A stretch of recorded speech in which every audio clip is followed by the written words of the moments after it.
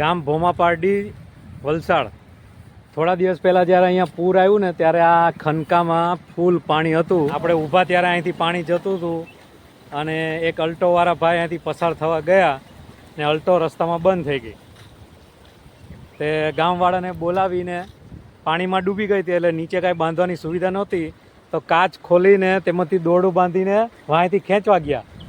તો પાણીનો ફૂલ પ્રેશરમાં ગાડી ઊંચી થઈ ગઈ અને જેણે દોરડા પકડ્યા હતા એ લોકોએ છોડી દીધી. તો આ જો ખનકાના આજુબાજુનું નામો નિશાન તોડી, બોર્ડર તોડીને ગાડી અલ્ટો પાણીમાં પડી છે. હજી કોઈ લેવા આવ્યું નથી. આપણને જો 2 ટાયર અહીંયા પાણીમાં તરતા દેખાય છે, પાણી ઓછું થયું એટલે.